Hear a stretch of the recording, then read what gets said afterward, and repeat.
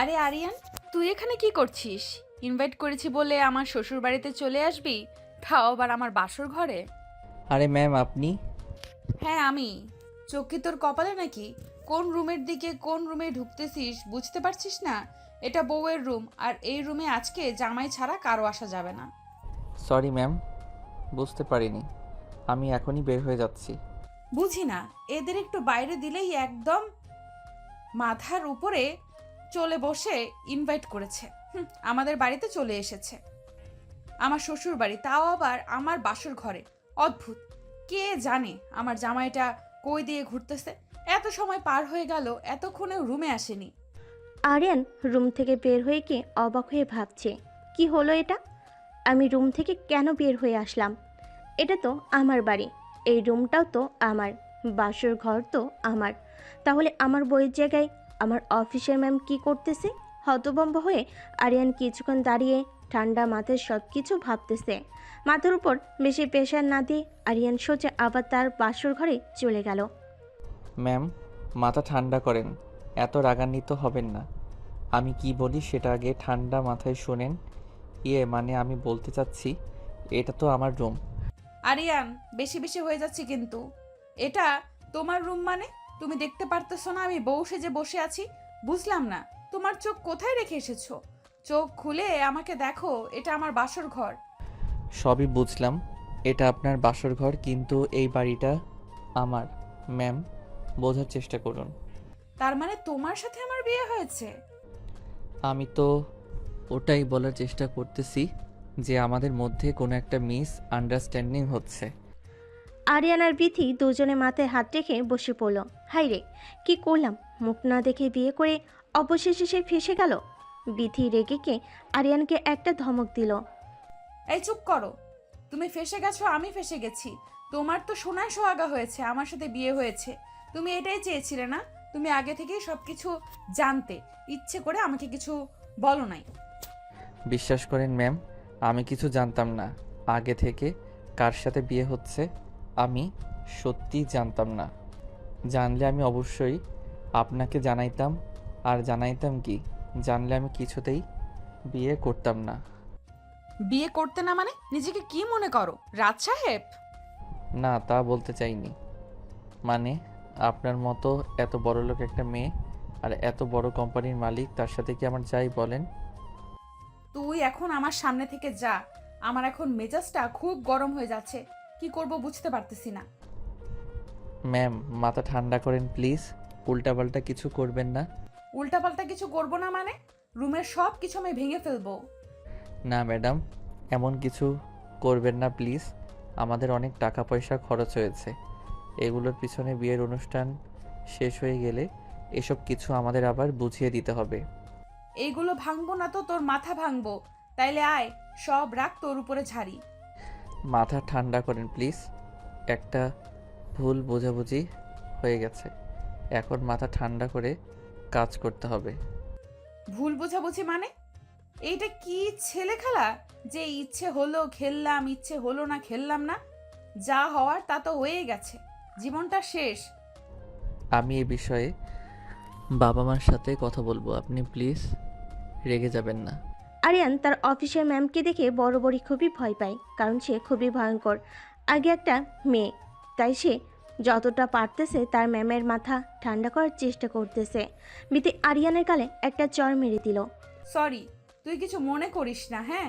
আমি তোকে ইচ্ছে করে চর মারি নাই। আমি আসলে কি করব? না না ম্যাডাম, কি মনে করব, কিছু মনে করিনি। আপনার যা মন চাই করুন, আমি কিছু বলবো না। এরপর আমি নিজেও কন্ট্রোলে থাকবো না। কন্ট্রোলে থাকবি না মানে? তুই আবার কি করবি, আমাকে চর মারবি? কি করব সেটা তো পরেই দেখতে পারবেন। শোন, যাই করিস আমার চোখের সামনে থেকে সরে গিয়ে কর। যা, আমার রুমটা বাইরে থেকে বন্ধ করে দে প্লিজ। আমাকে একটু একা থাকতে দে। আরিয়ান রুম তো ঠিকই বন্ধ করলো, কিন্তু বাইরে থেকে নয়, ভিতর থেকে। আর এসে লাইটটা অফ করে দিল। এদিকে বিথি বারবার বলতেছে, কিরে তুই লাইট অফ করলি কেন?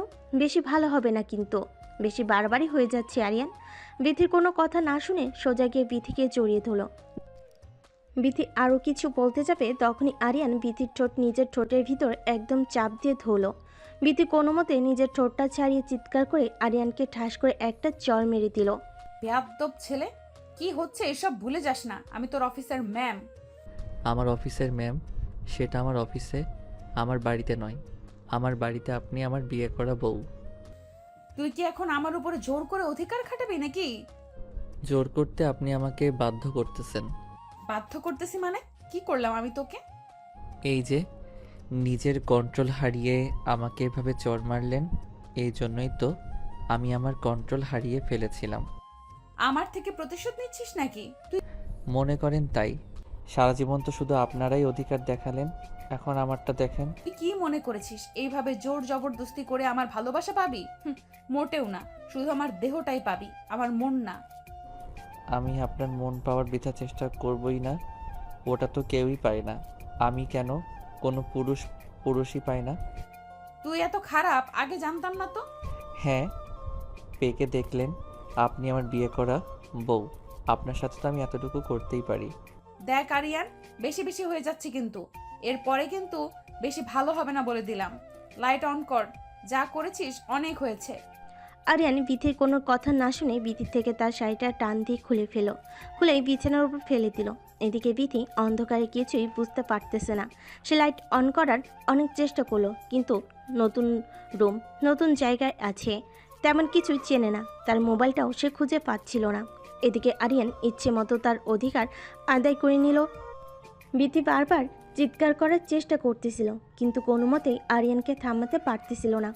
অবশেষে বিথি আরিয়ানের কাছে নিজেকে সমর্থন করে দিল। ভেরি গুড ম্যাম, যত তাড়াতাড়ি আপনি আপনার ভালো বুঝতে পারবেন ততই ভালো। যত যাই হোক, দিন শেষে আমি আপনার স্বামী আর আপনি আমার বউ, এটা মাথায় রাখবেন। আরিয়ান, তুই আজ যা করলি কাজটা খুব খারাপ হলো, এর ফল তোকে ভোগ করতে হবে। আপনি যত বেশি চিল্লাপাল্লা করবেন তত আপনার ক্ষতি, কষ্ট আপনার হবে, অন্য কারো না। মানে তুই সব সময় জোর জবরদস্তি করবি আর আমার শরীরের উপর ঝাঁপিয়ে পড়বি? অবশ্যই প্রয়োজনে তাই করতে হবে। ওই যে কথায় আছে না, সোজা আঙ্গুলে যদি ঘি না ওঠে তাহলে আমাকে দেখা করতে হবে। শেষ পর্যন্ত তোর মতো একটা 2 টাকার চাকর কিনা আমার গায়ে হাত দিলি, এই মুখ আমি আর কাকে দেখাবো? যত তাড়াতাড়ি আমাকে স্বামী হিসেবে মেনে নেবেন তত তাড়াতাড়ি আপনার মঙ্গল। আরিয়ান চুপ কর, আমার কিন্তু রাগ উঠতেছে, বেশি ভালো হবে না কিন্তু, তোর মাথা ফাটিয়ে দেব। আচ্ছা, চুপ করলাম। ম্যাম চলেন, ফ্রেশ হয়ে আসি, ঘুমাতে হবে না। ফ্রেশ হব মানে? এই শীতের দিনে আমি কি এখন ওয়াশরুমে গিয়ে ঠান্ডা পানি নাড়াবো নাকি? আপনার শরীর তো এখন নাপাক হয়ে আছে, পবিত্র হতে হবে না। চলেন চলেন। তুই যা, তারপরে আমি যাব। আমি যাওয়ার পরে আপনার আসতে হবে কেন? আমার সাথেই চলেন। তুই গেলে যাব মানে? তুই ফ্রেশ হয়ে বের হ, তারপরে আমি যাব। না, আপনাকে দিয়ে কোনো বিশ্বাস নেই। কে বলতে পারে আমি ওয়াশরুমে গেলে আপনি হয়তো ঘরে আগুন জ্বালিয়ে দিবেন। আরিয়ান, তুই যাবি এখান থেকে নাকি আমি নিজের হাত নিজে কাটবো? বিথির কথা শুনে আরিয়ান একটু অবাক হয়ে গেল। আরিয়ান বুঝতে পারল এই মেয়ের তো মাথায় প্রচুর রাগ, একবার রাগ উঠলে কি না কি করে বসে। এইভাবে আরিয়ান বিথিকে কোলে তুলে নিয়ে ওয়াশরুমে চলে গেল। বিথি বারবার চিৎকার করতেছিল। আরিয়ান কিছু না শুনে নিজের হাতে বিথিকে গোসল করিয়ে দিল। রাত করে এত চিৎকার করতে হয় না, তাইলে বাইরে থেকে লোকে ভাববে আমি মনে হয় আপনাকে একটু বেশি আদর করতেছি। ও তাই তো, ঠিকই বলেছিস, বাইরে থেকে আবার লোকজন এই কথা ভাববে না? এই তো লক্ষ্মী মেয়ের মতো, বুঝতে পেরেছেন? এখন চুপচাপ ড্রেস পরিয়ে দিচ্ছি, গিয়ে ঘুমিয়ে পড়েন। এই এখন শীতকাল, মানুষ শুনবে কি হবে? রুমের সামনে কি তোর মা বাবা কান পেতে আছে নাকি আমার কথা শুনতেছে? এটা যেহেতু বিয়ে বাড়ি, তার মানে অনেক লোকজন আছে। আমার মা বাবাই কেন এখানে আড়ি পাততে আসবে? আরও অনেক মানুষ তো আছে, তারা আসতে পারে। তা ঠিক বলেছিস, তবে একটা কথা শোন, আমাদের মধ্যে যা হওয়ার হলো, এই ঘটনা যেন শুধু তোর আর আমার মধ্যেই থাকে, কেউ যেন না জানে। ম্যাম, ভাবছিলাম আপনি অনেক বুদ্ধিমতী একটা মেয়ে, আপনার মাথায় প্রচুর বুদ্ধি, কিন্তু আমার ধারণা তো সম্পূর্ণ ভুল। ভুল মানে? আমার মাথায় কি বুদ্ধি নাই, তোর এটা মনে হচ্ছে? অবশ্যই, আমার এটা মনে হচ্ছে, কারণ বাসর ঘরের কথা কোনো পাগলই অন্য কারোর সাথে শেয়ার করে। আপনার এটা মনে হয় কেউ কি কখনো আপনার সাথে শেয়ার করেছে? তাও তো ঠিকই বলেছিস, কেউ তো আমার সাথে কখনো শেয়ার করেনি, তাহলে তুই কেন করবি? জি, আমি যা বলি সব ঠিকই বলি, এটা বাড়িতেও আর অফিসেও। অনেক বকবক করেছিস, এখন সর, আমাকে ঘুমাতে দে, সকালে অফিস আছে। অফিস আছে মানে 7 দিন কোনো অফিস নেই? কারণ আপনি এই বাড়ির বউ, এই বাড়ির কিছু নিয়ম কারণ আছে। কিসের নিয়ম কানুন? আমি কোনো নিয়ম কানুন মানি না। আমার অফিস আছে, আমাকে অফিসে যেতে হবে, ব্যাস। অফিস তো আমারও আছে, আমিও কি যাব?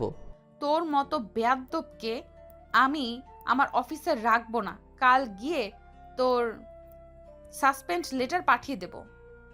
তা ঠিকই বলেছেন, অনেক দিন অফিস করলাম, কী লাভ? এখন তো অফিসের বস আমার বউ, আমার অফিস না করলেও চলবে। লিমিট ক্রস করবি না। আপনার যেহেতু অফিস, তাই আপনার বাহাদুরি, এটা ভুলে যাবেন না। বাড়িটা কিন্তু আমার, আর আপনাকে আমার বাড়িতে আসতে হবে। সো আমার বাড়িতে আমার বাহাদুরি চলবে। তোরে থাপড়ায় আমি সোজা করে দিব। একটু আগের কথা মনে নাই কি হলো? লাথি মেরে তোকে রুমের বাইরে বের করে দিব, আর একবারও যদি এই কথা বলিস। যতবার আপনি রাগান্বিত হয়ে আমার গায়ে হাত তুলবেন, আমিও খুশি হয়ে আপনার উপর ঝাঁপিয়ে পড়ব, কথাটা মনে রাখবেন। তোর কলিজাটা আমি টান দিয়ে বের করে নিয়ে এসে কুচি কুচি করে কেটে কুত্তা দিয়ে খাওয়াবো। মাথা ঠান্ডা করেন ম্যাম, না হলে আবার গোসল করতে হবে। আরিয়ান, চুপ কর। বিতে রাগান্বিত হয়ে মুখ ঘুরিয়ে বিছানার এক কোণে শুয়ে কান্না করতে শুরু করলো। মনে মনে তার বাবা মাকে অনেক বকাবকি করতেছে। এটা আমার সাথে কি করলো আরিয়ান? অনেকবার তার সাথে কথা বলার চেষ্টা করলো, কিন্তু বিথি কথা বললো না। আরিয়ান বুঝতে পারলো বিথি কান্না করতেছে। আরিয়ান ভাবলো কাজটা করার ঠিক হয়নি তার। অনুমতি ছাড়া এভাবে অনেক লজ্জাবোধ করলো। অনুশোচনায় আর কিছু না বলে চুপচাপ শুয়ে পড়লো। কিছুক্ষণ পর বিথি আরিয়ানকে ডেকে বলল, আরিয়ান, ঘুমাইছিস নাকি? শোন, না না, ঘুমাই নাই, বলেন কি বলবেন। তোর রুমে কোলবালিশ আছে, আমার কোলবালিশ ছাড়া ঘুম হয় না, রাতে কিছুতেই ঘুমাতে পারতেছি না।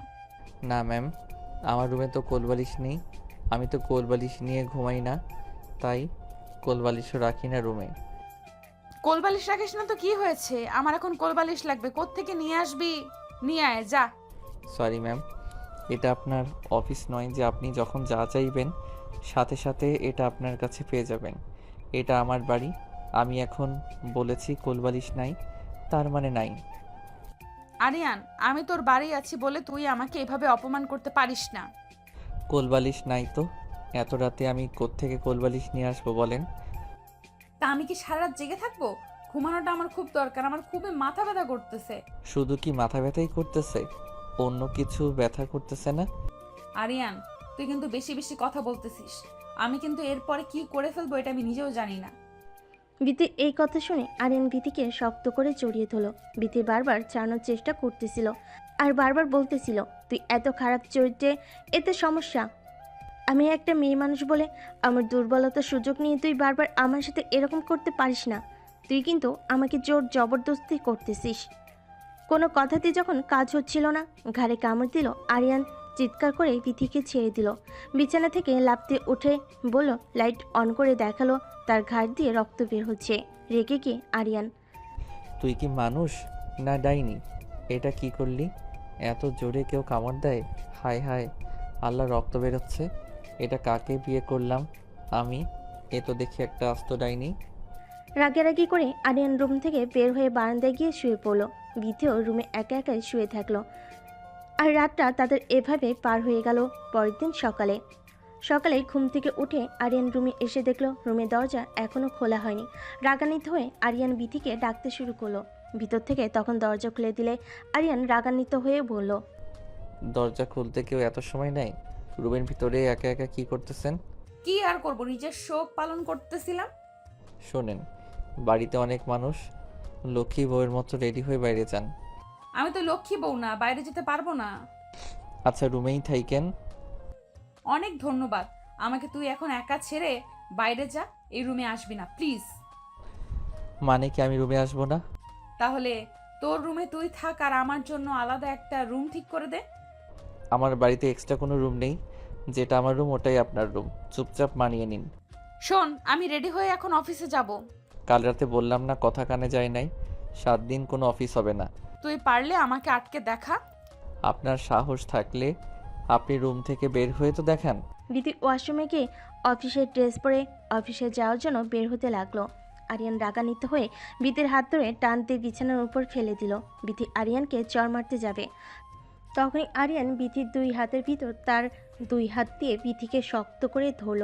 বুঝতে পারতেছিল এখন কিছু একটা হবে, তাই বিথি বারবার বলতেছিল, ঠিক আছে আমি অফিসে যাব না আরিয়ান।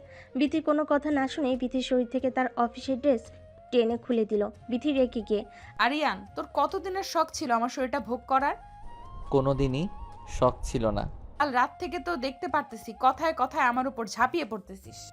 যেমন কুকুর তেমন মুগুর, কথা না শুনলে এভাবে শায়েস্তা করতে হবে।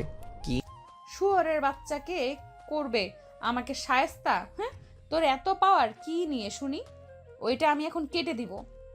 কি ঠিক শুনেছিস, তোর ওইটা কেটে দেওয়ার পর দেখবো তোর এত এনার্জি আসে কোথার থেকে। আমার এটা কেটে দিলে আপনার কি হবে? আপনাকে শান্তি দিব কিভাবে? তোকে শাস্তি দিতে কে বলেছে? তোর মতো হারামজাদাকে আমার চোখের সামনে আমি দেখতে চাই না। আরিয়ান বিথির চোখে হাত দিয়ে ধরে বিথির ঠোঁটে কিস করতে লাগলো। বিথির তখন কিছুই করার ছিল না, না সেই তার হাত দিয়ে কিছু করতে পারতেছে আর না সেই মুখ দিয়ে কথা বলতে পারতেছে। বেশি ছোটাছুটি করো না, ব্যথা পাবা। ছাড় তো আমাকে, কুত্তার বাচ্চা, তোর ভালো হবে না। আরিয়ান বিথির কোনো কথা না শুনে ইচ্ছে মতো আদর করতে লাগলো, ঠিক রাতের মতো। আরিয়ান দেখতে পেল বিথির ব্যথায় ছটফট করতে করতে কান্না করতেছে। আরিয়ান তখন চুপচাপ ছেড়ে দিল। তখন বিথি বলে উঠল, ছালি কেন, আরও কর, যতক্ষণ পারিস অমানুষের মতো ব্যবহার কর। তুই যে কত ছোট মনের মানুষ এটা তোর ব্যবহারে তুই প্রমাণ করে দিচ্ছিস। আরিয়ান তখন লজ্জা পেল বটে, অনেকটা বেশি ব্যথা দেওয়া হয়ে গেছে। লজ্জা অনুভব করে এসে বিথিকে বলল, বিছানা থেকে উঠে এখন ফ্রেশ হও। কান্না করতে করতে বিথি বলল, আমি এখন গোসল করার মতো অবস্থাতে নেই। তুই যা, সর এখান থেকে, আমাকে একা থাকতে দে প্লিজ। গোসল না করে এভাবে থাকা যাবে না, এখনই বাইরে থেকে সবাই আপনাকে ডাকতে আসবে। আমার কষ্টটা একটু বোঝার চেষ্টা কর, আমি উঠে দাঁড়াতে পারতেছি না। আরিয়ান তার কষ্ট বুঝতে পারল, বুঝতে পেরে তাকে কোলে তুলে নিল। ওয়াশরুমে গিয়ে সুন্দর করে গোসল করিয়ে লাল টুকটুকে একটা শাড়ি পরিয়ে দিল, তারপর রুমে এনে আবার বসিয়ে দিল। তখন বাইরে থেকে আরিয়ানের মা আসলো, এসে বলল, বাহ বৌমা, তোমাকে তো খুবই সুন্দর লাগতেছে। কই তোমার মাঝে বলল তুমি নাকি শাড়ি পরতে পারো না, অনেক সুন্দর করে তো শাড়ি পরেছো। মা, তোমার বৌমা সব দিকেই পারদর্শী। আন্টি শোনেন, আমার মা ঠিকই বলেছেন, শাড়ি পরতে পারি না, আপনার ছেলে পরিয়ে দিয়েছে। আরিয়ান লজ্জা পেয়ে মুখ লুকালো আর মনে মনে বিথিকে গালি দিতে লাগলো। কি বোকাচোদা মেয়েরে, আমি শাড়ি পরিয়ে দিয়েছি এটা আবার আমার মার সামনে বলতেছে। মা আগে বের হোক, তারপরে তোর হচ্ছে। বাবা আরিয়ান, তাড়াতাড়ি নিচে আসো, সবাই তোমাদের জন্য অপেক্ষা করতেছে। ঠিক আছে মা, তুমি যাও, আমি আসতেছি। শোন আরিয়ান, তুই বাইরে গেলে যা, আমি যাব না। রুমে যত থাকবে তত তোমার বিপদ হবে। তুই কতটা জানোয়ার হতে পারিস সেটাও আমি দেখব। নিজের বউকে আদর করা যদি জানোয়ার হয়ে থাকে, তাহলে আমি জানোয়ার। কুত্তার বাচ্চার কিভাবে গালি দিলে তোর লজ্জা হবে? গালি দিয়ে তুমি আমাকে লজ্জা বানাতে পারবে না, বেটার হবে আমাকে ভালোবেসে বোঝালে। ভালোবাসা মাই ফুড, তুই জীবনেও কোনোদিন আমার ভালোবাসা পাবি না। সময় আসুক, দেখা যাবে। চল, তোর মা বাইরে যেতে বলো, দেখি বাইরে আবার কি নাটক হয়। মানুষের সামনে গেলে একটু ভদ্র ভাষায় ভালোভাবে কথা বলো। ওয়েট ওয়েট ওয়েট, তুই কোন সাহসে আমাকে তুমি করে বলতেছিস? তুই ভুলে যাস না আমি তোর অফিসের বস। আপনি তো আপনি করে কথা বল। ম্যাম, আপনি কেন ভুলে যাচ্ছেন? এটা আপনার অফিস নয়, এটা আমার বাড়ি। আর আমার বাড়িতে আমার কথাতেই সব কিছু হবে। বাড়ির বাহাদুরি তো ঠিক আছে, দেখার সময় আমারও আসবে। সময়ের অপেক্ষা করুন। এখন যাবি? চলো তবে একটা কথা, বাইরে গিয়ে মানুষের সামনে আমাকে তুই তোকারি করবেন না প্লিজ। তো কি বলবো? ওগো শোনো, ওগো কই যাচ্ছ? ও এখানে আসো, কি আশা করতেছিস এইভাবে কথা বলবো তোর সাথে? ঠিক এভাবেই কথা বলবে। আমার আশা করাটা কি ভুল? অবশ্যই তোর আশা করা ভুল। তুই বামন হয়ে চাঁদে হাত দেওয়ার স্বপ্ন দেখতেছিস। আপনার খুব অহংকার, তাই না? আপনার এই অহংকার আমি একদিন ভেঙে চুরমার করে দেব। আমার অহংকার ভাঙতে হলে এর জন্যই আমার চেয়ে বড় কিছু হয়ে দেখাতে হবে তোকে। দেখাবো ইনশাল্লাহ। কথা শেষ করে বিথি রুম থেকে বের হয়ে নিচে চলে গেল। নিচে আসতে সাজানোটা অনেক সুন্দর ছিল। সবে বিথির অনেক প্রশংসা করতেছিল। আরিয়ানের অনেক ছোট বোন ছিল, তারাও এসে জিজ্ঞেস করতেছিল রাতটা কেমন গেল। বিথি রাগান্বিত হলো, তবে তার রাগটা কন্ট্রোল করলো আর সবাইকে হাসি মুখে বলল, হ্যাঁ রাতটা সুন্দর ছিল। বিথির কথা শুনে আরিয়ান মুচকি মুচকি হাসি দিল। বিথি আরিয়ানের দিকে তাকিয়ে রাগে যেন তার চোখ দিয়ে রক্ত বের হচ্ছে। আরিয়ান বিথিকে একটু দূরে ডেকে নিয়ে গিয়ে বলল, থ্যাংক ইউ সো মাচ। তুই আমাকে থ্যাঙ্কস কেন দিচ্ছিস? এই যে সবার সাথে হাসি মুখে সবটা ম্যানেজ করতেছো। তুই আবার আমাকে তুমি তুমি করে বলতেছিস? আস্তে, এখন আমরা রুমে নয়, বাইরে আছি। আর শোন, আমি তোর জন্য কিছু করিনি। আজ আমার মা বাবা আসবে, তাদেরকে কেউ যেন কোনো কথা না শোনাতে পারে, তাই মুখ বুজে সবকিছু সহ্য করে নিতেছি। সে তুমি যে জন্যই করো, ভালো লাগছে। আমার খুব খিদে পেয়েছে, তোদের বাড়িতে কি একটু খাবার হবে? কেন খাবার হবে না? অবশ্যই খাবার হবে। আরিয়ান তার মাকে গিয়ে বলল, বিথি খিদে পেয়েছে। মাতাকে বলল, বিথিকে নিয়ে রুমে যা, আমি খাবার পাঠিয়ে দিতেছি। আরিয়ান বিথিকে নিয়ে রুমে চলে গেল। একটু পরে আরিয়ানের মা তাদের খাবার দিয়ে আসলো। বিথি তখন তার হাতের দিকে তাকিয়ে দেখলো তার হাত দুটো অনেক ব্যথা। সে হাত দিয়ে খাবার খেতে পারবে না, তাই সে আরিয়ানকে বলল একটা চামচ নিয়ে এসে দিতে। সে হাত দিয়ে খাবার খেতে পারবে না। এটা শুনে আরিয়ান, চামচ লাগবে কেন? আমি আছি না। তুই আসছিস মানে? আমি আছি মানে কি আমি খাইয়ে দেব? আরিয়ান, তুই কিন্তু বাড়াবাড়ি করতেছিস। একটু বোঝার চেষ্টা করো।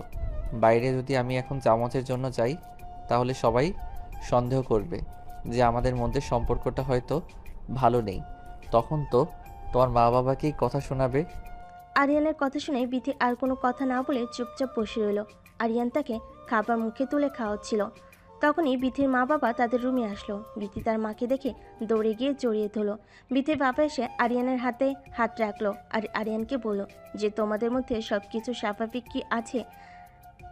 আরিয়ান মনে মনে ভাবছে, স্বাভাবিক নাই। ডাইনি একটা মহিলাকে কলা কৌশলে আমার ঘাড়ে ঝুলিয়ে দিয়েছেন। এখন তো সব কিছু ভুগতেছি আমি। বিথিমা বিথিকে জিজ্ঞেস করলো, মা সব কিছু ঠিক আছে তো? কিভাবে সবকিছু ঠিক থাকবে? তোমরা এটা কি করলে আমার সাথে? কি করলাম মানে? কি করলে মানে বুঝতে পারতেছো না? তোমরা জেনে শুনে আমার অফিসের একটা এমপ্লয়ের সাথে আমাকে বিয়ে দিয়ে দিলে। এটা আমাকে জানানোর প্রয়োজন মনে করলে না? ছি ছি, এভাবে কথা বলতে হয় না। এখনো তোমার স্বামী, এটা ভুলে যেও না। আমি এটা তোমাদের থেকে আশা করিনি মা। মা বাবা যা করে সন্তানের ভালোর জন্যই করে, এটা ভুলে যেও না। এখানে তোমরা আমার কি ভালো দেখলে? এখানে আমার কি ভালো হচ্ছে? এখানে তোমার সবটাই ভালো। দিব্যি তো এসে দেখলাম কত সুন্দর আরিয়ান বাবা তোমাকে খাবার খাইয়ে দিচ্ছিল। শুধুমাত্র একটু খাবার খাইয়ে দিচ্ছিল, এটার জন্য এটা ভেবে নিও না তোমার মেয়ে সুখে আছে। প্রথমে কোনো কিছুই স্বাভাবিক থাকে না, আস্তে আস্তে সব কিছু স্বাভাবিক হয়ে যায়। বিথির মায়ের কথা শুনে বিথির বাবা আরিয়ানকে যে বলল, বাবা তুমি কি আমার মেয়েকে কষ্ট দিচ্ছ? আর মেয়েটা বলতেছে সে সুখে নেই। আমি কিন্তু আমার মেয়েকে তোমার হাতে তুলে দিয়েছি তার মুখে হাসি দেখার জন্য, তার মুখে কষ্ট দেখার জন্য না। তখন আরিয়ান বলল, আঙ্কেল, সব কিছু ম্যানেজ করতে একটু সময় লাগবে। তাদের কথা শুনে বিথি বলল, ওর হাতে তুলে দিয়েছো মানে বাবা, তার মানে আরিয়ান আগে থেকে সবকিছু জানতো? না, আরিয়ান কোনো কিছুই জানতো না আগে থেকে। যাই বলো বাবা, আমি তোমাদের কোনো দিনও ক্ষমা করতে পারবো না। কেন ক্ষমা করতে পারবা না? কি হলো? কোনো ভুল তো দেখতেছি না এখানে।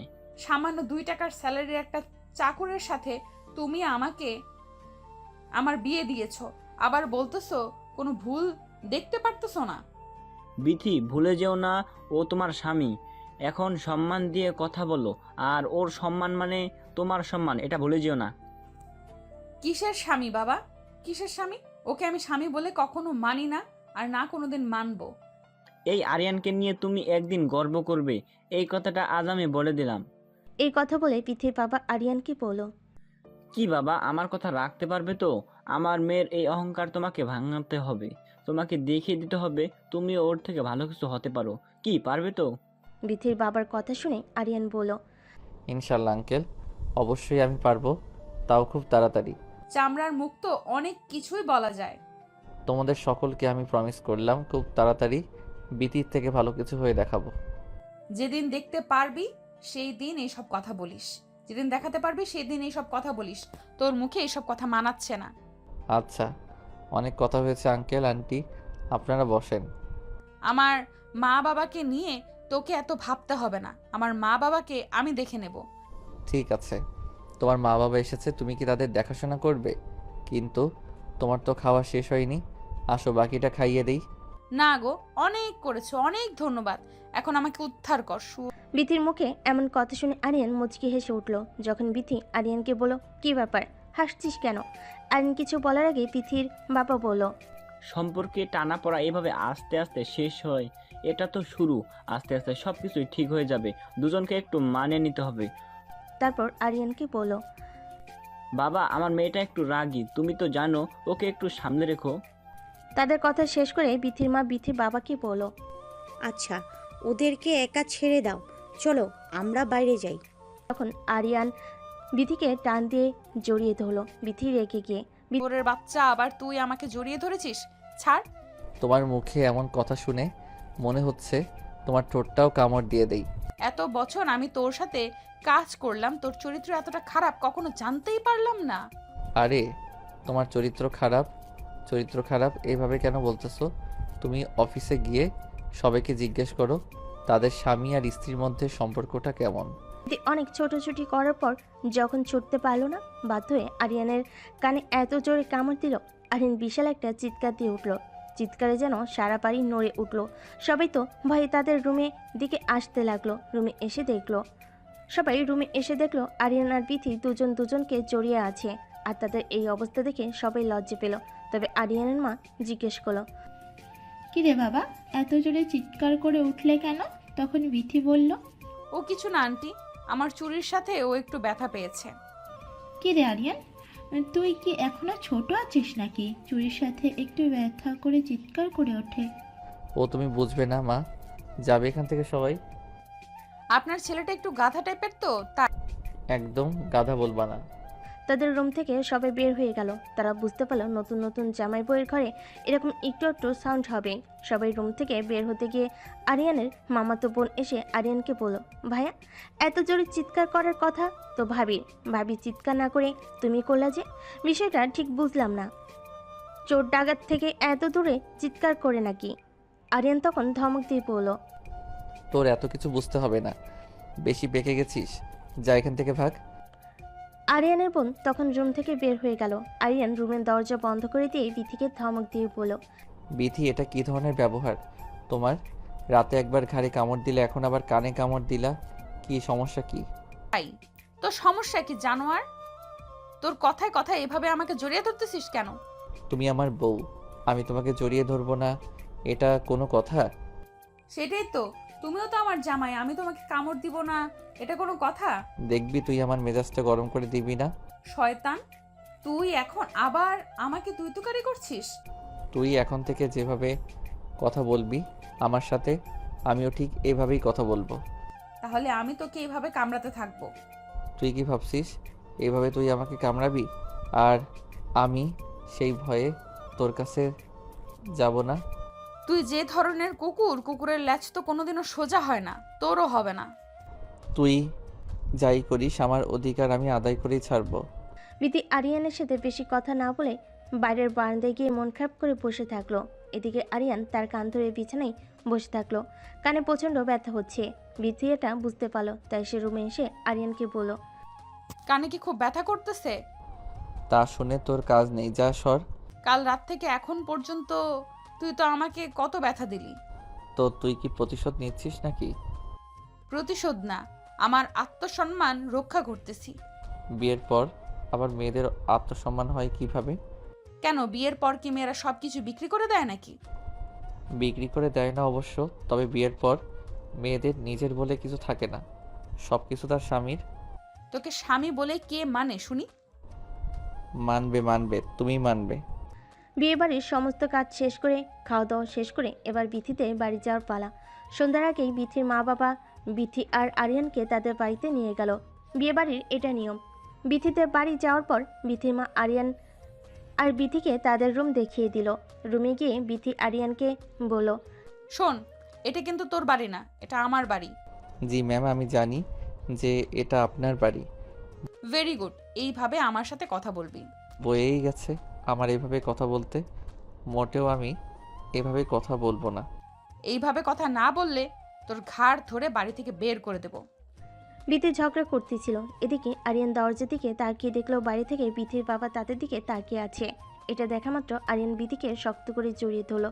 জড়িয়ে ধরে কানে কানে বলতে লাগলো, তোমার বাবা বাইরে দাঁড়িয়ে আছে, ঝগড়া করো না, নইলে তোমার বাবা কষ্ট পাবে। তুমিও আমার মতো অভিনয় করো। আরিয়ানের কথা শুনে বিথিও আরিয়ানকে জড়িয়ে ধরলো। এটা দেখে বিথির বাবা হাসতে হাসতে বাইরে গিয়ে বিথির মাকে বলল, জানো বিথির মা, মেয়ে আর মেয়ের জামাইকে ডাকতে গিয়েছিলাম তাদের রুমের সামনে। হ্যাঁ, তো কি হলো? আসে না ওরা? আর বলো না, গিয়ে তো আমি লজ্জা পড়ে গেছি। কেন, কি হলো আবার? রুমের সামনে গিয়ে দেখলাম ওরা দুজন। ওরা দুজন কি বলে? তুমি আর আমি বিয়ের পরে যা করতাম ওরা তাই করতেছে। তুমিও না পুরো বয়সে ভীমরতি ধরেছে না? আরে আমি কি ইচ্ছে করে গিয়েছি নাকি? আমি তো ডাকতে গিয়েছি, গিয়ে দেখি এই অবস্থা, সাথে সাথে আমি চলে আসলাম।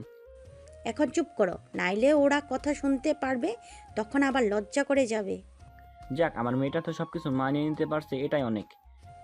আর ছেলেটাও ভালো, তোমার বদমেজাজি রাগে মেয়েটাকে ঠিকই সামলে নিতেছে। ঠিক বলেছো, ছেলেটা অনেক ধৈর্যশীল একটা মানুষ। বিথির মা আর বাবা কথা বলা শেষ না করতেই বিথি আরিয়ান খাওয়ার টেবিলে চলে আসলো। তার খেতে খেতে অনেক গল্প করলো।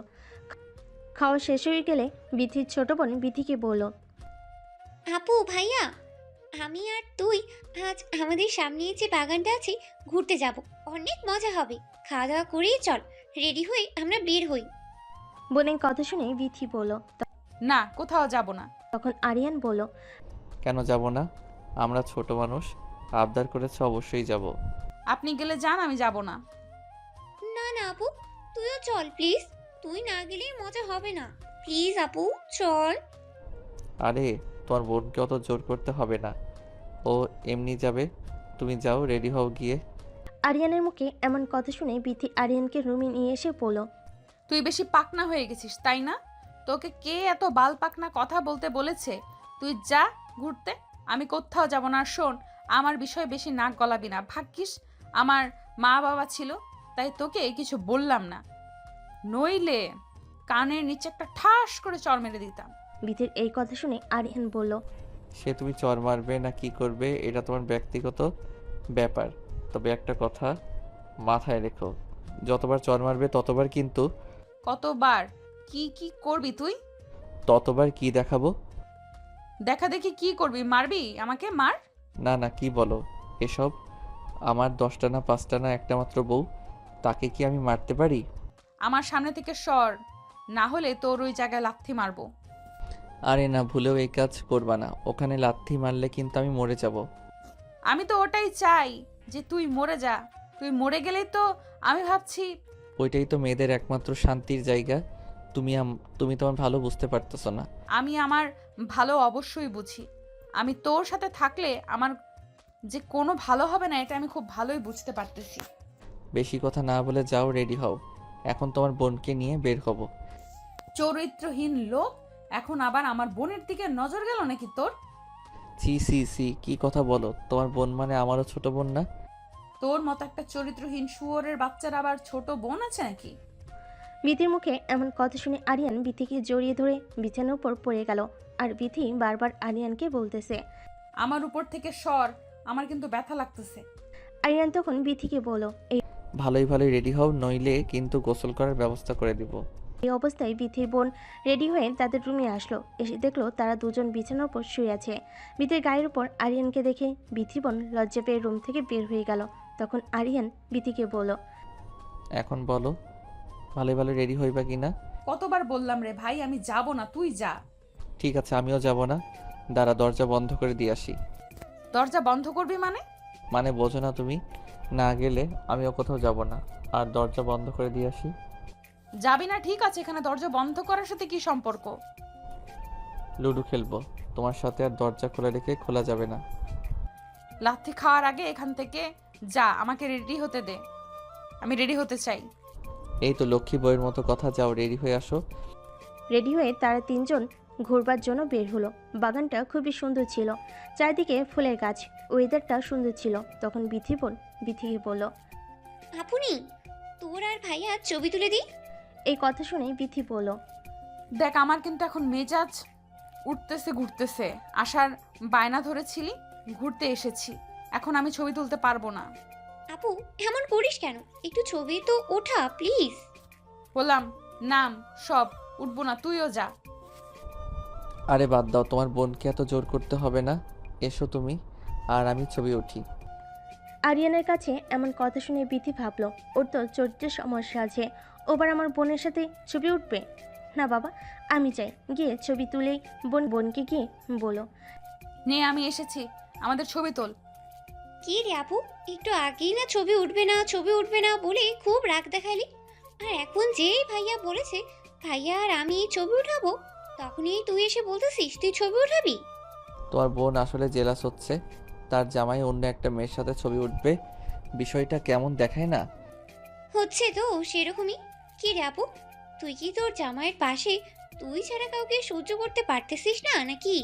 উফ, তোরা থামবি, আমার রাগ হচ্ছে কিন্তু এখন। আমি কিন্তু চলে যাব এখান থেকে। আরে না না না, সরি, আর কেউ আপনার রাগ উঠাবে না। এখন নেন ছবি উঠি। নে তোরা পাশাপাশি দাঁড়া। নে দাঁড়িয়েছি, এখন তোল। এই আবার কেমন দাঁড়ানো, আশেপাশে একটু তাকিয়ে দেখ ওরা কিভাবে ছবি উঠাইতেছে, একে অপরকে জড়িয়ে ধরে হাত ধরে কত সুন্দর সুন্দর করে ছবি উঠতেছে, আর তোরা মাঝখানে আকাশ পাতাল ফাঁকা রেখে দুজন দাঁড়িয়ে আছিস। ঠিকই তো বলেছে ও। তুমি এত দূরে দাঁড়িয়ে আছো কেন? আমার কাছে আসো। একদম আমার কাছে আসার চেষ্টাও করবি না। এটা কি ধরনের অসভ্যতা বিথি? বাইরে বের হয়েও তুমি এরকম ব্যবহার করবে? তুই যদি বেশি বাড়াবাড়ি করিস তাহলে দেখবি আমি কি করে পাবলিক ডেকে নিয়ে এসে তোকে গণধোলাই খাওয়াবো। বুঝলাম না তো, বাড়ি থেকে বের হওয়ার সময়ও দেখলাম দুজন খুব জোরাজোরি করতেছ, বাড়ি থেকে বের হয়ে আবার কি হলো? আসলে তোমার আপু না বাড়ি থেকে বের হতে চাইনি, সারাদিন আমাকে নিয়ে রুমে থাকতে চাইছিল। আমি জোর করে নিয়ে আসলাম, তাই রাগ হয়েছে আর কি। ভাইয়া এই কাজটা কিন্তু তুমি ঠিক করো নাই। আরিয়ান তুই কিন্তু বেশি বেশি বলতেছিস। আরিয়ান বিথির হাত ধরে বিথিকে জড়িয়ে ধরে বিথির বোনকে বলল, নাও এবার ছবি তোলো। বিথির বোন তাদের অনেক সুন্দর সুন্দর কিছু ছবি তুলে দিল। তারপরে তারা একটু ঘোরাঘুরি করে বাড়িতে ফিরে আসলো। বাড়িতে ফিরে আসার পর আরিয়ান বিথির বাবাকে ডেকে বলল, আঙ্কেল বাড়িতেও যাইতে হবে, এবার অফিসে ছুটি নিয়েছিলাম, ছুটিও শেষ, তাহলে আমাদের ব্যবস্থা করেন। হ্যাঁ বাবা, কালকে তোমরা চলে যেও। চলে যাব মানে? আমি কোথাও যাব না বাবা। কোথাও যাবে না মানে? তোমার স্বামীর বাড়ি ওইটাই এখন থেকে তোমার নিজের বাড়ি। ওটা আমার বাড়ি হতে যাবে কেন? এইটা আমার নিজের বাড়ি। সরি, এটা তোমার নিজের বাড়ি নয়, এখন থেকে তোমার স্বামীর বাড়ি তোমার নিজের বাড়ি। এ বাড়িতে তোমার কোনো জায়গা নাই। তুমি এত বড় কথা বলতে পারলে বাবা আমাকে? কষ্ট হলেও কথা এটাই সত্যি। তার বাবার এরকম অপমানজনক কথা শুনে বিথি রাগান্বিত হয়ে আরিয়ানের হাত ধরে টানতে টানতে রুমে নিয়ে গেল। রুমে গিয়ে আরিয়ানকে বলল, তাড়াতাড়ি জিনিসপত্র গোছা, তোর বাড়িতে যাব। এই বাড়িতে আমি আর এক মুহূর্তও থাকবো না। এই কথা শুনে আরিয়ান বলল, আরে তুমি রাগ করতেছো কেন? তোমারই তো বাবা। আরিয়ান মেজাজটা গরম করিস না। তুই যাবি কি না যাবি না? যাবো না কেন? অবশ্যই যাব। চলো রেডি হও। রেডি হয়ে তারা বিথির বাড়ি থেকে আরিয়ানের বাড়িতে আসলো। আরিয়ানের বাড়িতে আসার পর আরিয়ানের মা আরিয়ানকে জিজ্ঞেস করলো, কি রে বাবা, এত তাড়াতাড়ি চলে আসলি যে, কোনো সমস্যা হয়েছে কি? না না, কোনো সমস্যা হয়নি। তোমার বৌমা নাকি এই বাড়িতে থাকতে ইচ্ছে করতেছে না। কি বলিস বাবা, বাবার বাড়িতে গেছে আর থাকতে ইচ্ছে করতেছে না কেন? ওই বাড়িতে আমার সাথে সময় কাটাতে পারতেছে না তো ঠিক মতো, তাই। ও আচ্ছা, বুঝতে পেরেছি। আচ্ছা বাবা, রুমে যা। রুমে গিয়ে বিথি রেগে আরিয়ানকে বলল, তোর মায়ের কাছে মিথ্যা বললি কেন? তোর সাথে আমি সময় কাটানোর জন্য ও বাড়িতে চলে আসলাম। আরিয়ান তখন বলল, এই কথা না বলে কি বলতাম যে তুমি ঝামেলা করে চলে এসেছো? তোমার মাথার ভিতরে দেখি কিছুই নেই, গোবর আছে শুধু, বলদ একটা। শোন, আমি ঘুমাইলাম, কাল সকাল থেকে অফিস আছে। ঘুমাও, আমি ফ্রেশ হয়ে আসতেছি, আমিও ঘুমাবো। তুইও ঘুমাবি মানে? চুপচাপ নিচে ঘুমা। আরে না, নিচে আমার ঘুম ধরে না। তাহলে তুই উপরে থাক, আমি নিচে ঘুমাচ্ছি। না, তোমাকে নিচে ঘুমাতে হবে না, থাক, আমি ঘুমাবো না। বিথি বিছানার উপরে আর আরিয়ান নিচে শুয়ে পড়ল। লাইট অফ করে দিল তারা দুজনে ঘুমিয়ে পড়েছে। হঠাৎ করে বিথির চিৎকার দিয়ে উঠল। চিৎকার শুনে আরিয়ান। কি ব্যাপার, এত চিৎকার করে উঠেছো কেন? আগে লাইট অন কর তাড়াতাড়ি। কি হয়েছে এবার বলো। কিরে, ঘুমের ঘোরে হঠাৎই আমার মনে হলো যেন আমার গায়ের উপর দিয়ে কিছু একটা বিড়বিড় করতেছে। আমি নিচে ঘুমাচ্ছি, আমার গায়ের উপর দিয়ে কিছু বের করতেছে না। তুমি উপরে ঘুমাইছো আর তোমার গায়ের উপর দিয়ে বের করতেছে আজাইরা কথাবার্তা রাত করে। বিশ্বাস করা, মিথ্যা কথা বলতেছি না। বুঝলাম মিথ্যা বলতেছো না, কিন্তু কই কিছুই তো আমি দেখতে পারতেছি না। এখানেই ছিল, চলে গেছে হয়তো। হ্যাঁ ভালোই হয়েছে, এখন যাও ঘুমাও। লাইট অফ করিস না, অনই থাক আজ। আচ্ছা অফ করলাম না, এবার ঘুমাও। আরিয়ান নিচে গিয়ে ঘুমিয়ে পড়ল। একটু পরে বিথি দেখলো বিছানার উপর আরশোলা হাঁটতেছে। এটা দেখার সাথে সাথে বিথি চিৎকার দিয়ে লাফ দিয়ে নিচে নেমে আরিয়ানকে শক্ত করে জড়িয়ে ধরল। আরিয়ান ভয় পেয়ে বলে উঠল। আরে কি হয়েছে, এভাবে নিজে থেকে আমাকে জড়িয়ে ধরছো যে? আমার বিছানার উপর আরশোলা। কোথায় আসলা দেখি, কই এখানে তো কিছুই নেই। এইখানেই ছিল, বিশ্বাস কর, আমি নিজের চোখে দেখলাম, এখান থেকে হাঁটাহাঁটি করতেছে। শুধু তুমি দেখলে হবে, আমাকে তো দেখতে হবে। কই দেখছি, আমাকে দেখাও। সত্যি তো, এখানেই তো ছিল, কই গেল? এমনি বললেই তো হয়, তোমাকে ছাড়া আমার ঘুম ধরতেছে না, আমাকে জড়িয়ে ধরতে ইচ্ছে করতেছে, তা না বলে এত বাহানা করতে হবে কেন? শোন, আমার তোকে জড়িয়ে ধরার কোনো ইচ্ছে নেই, কিন্তু সত্যি এখানে আসলে ছিল। আচ্ছা এখন তো নেই, এখন যাও ঘুমাও, আমাকে ঘুমাতে দাও। না, আমি আর ওখানে ঘুমাবো না, আমি এখানেই ঘুমাবো। আচ্ছা তুমি এখানে ঘুমাও, তাহলে আমি উপরে গেলাম। উপরে যাইবা মানে? উপরে যেতে হবে না, তুই আমার সাথে ঘুমা। সত্যি আমি তোর সাথে ঘুমাবো? হ্যাঁ ঘুমাগা, শুধু ঘুমাবি, ঘুমাতে বলছি, এর মানে এই নয় যাতে উল্টাপাল্টা কিছু একটা করবি। আরে না, কি যে বলো, কি করব? আসলে দেখে আমার খুব ভয় লাগে। আচ্ছা এখন তো আমি আছি, আসলে দেখলে মেরে ফেলবো নি, তুমি ঘুমাও। শোন, তুই ঘুমাস না প্লিজ, আগে আমি ঘুমাই, তুই জেগে থাক। মানে কি তুমি ঘুমাইবা আর আমি জেগে জেগে তোমাকে পাহারা দিব? এত রাতে এমন করিস না প্লিজ, আগে আমি ঘুমাই। আল্লাহ কি মুসিবতে পড়লাম। ঠিক আছে ঘুমাও, জেগে আছি। আরিয়ানকে জাগিয়ে রেখে বিথি ঘুমিয়ে পড়ল। ঘুমন্ত বিথিকে দেখতে এত সুন্দর লাগতেছে। আরিয়ান মুগ্ধ হয়ে বিথির দিকে তাকিয়ে আছে। তাকিয়ে থাকতে থাকতে হঠাৎ লাইটটা অফ করে দিয়ে আরিয়ান বিথির ঘাড়ে তার মাথাটা রাখলো। বিথির হাতের ভিতর তার হাতটা দিল। বিথির গলায় নিচ দিয়ে আরিয়ান তার ঠোঁটের আলতো পরশ দিল। বিথি বুঝতে পারলো আরিয়ান তার শরীরে স্পর্শ করতেছে। বুঝতে পেরেও সেও কিছু বলতে পারতেছিল না।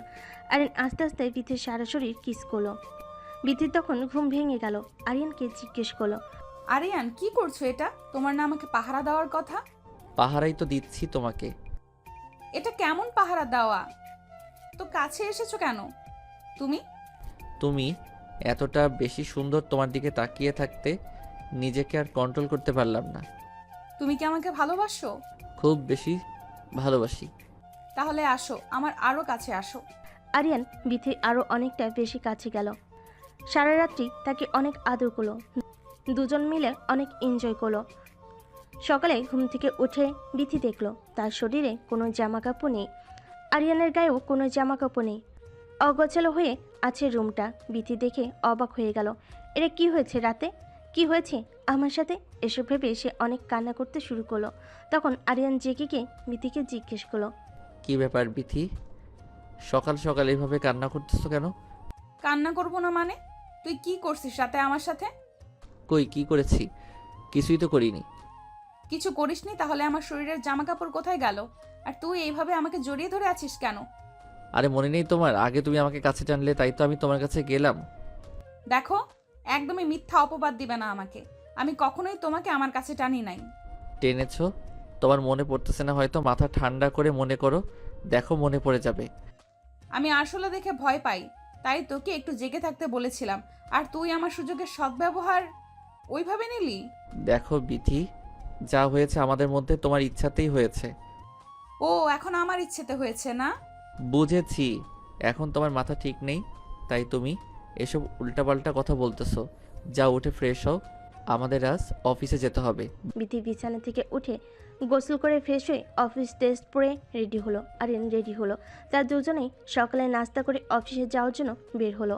অফিসে যাওয়ার পর সবাই বিথি আরিয়ানকে কনগ্রাচুলেশন জানালো। তাদের বিয়ের জন্য সবাই আরিয়ানকে বলতেছিল কায়দা করে অফিসে বসকে বিয়ে করে বউ বানিয়েছে আলী। সবার মুখে এমন কথা শুনে বিথির প্রচুর রাগ হচ্ছিল। রাগান্বিত হয়ে তার চেয়ারে গিয়ে বসলো। বসে বসে ভাবতেছিল কিভাবে আরিয়ানকে শাস্তি দেওয়া যায়, কিভাবে সাহায্য করা যায় ভাবতে ভাবতে বিথি আরিয়ানকে ডেকে পাঠালো। কি ডেকেছো আমাকে? শুয়োরের বাচ্চা, তুই কাকে নাম ধরে ডাকিস আর আমাকে তুমি তুমি করে বলতেছিস যে? সাহস তো তোর কম না? বিথি, অফিসে অনেক মানুষজন আছে, তাদের সামনে তুমি এ কি ব্যবহার করতেছো? এটা তোর বাড়ি নয়, এটা আমার অফিস।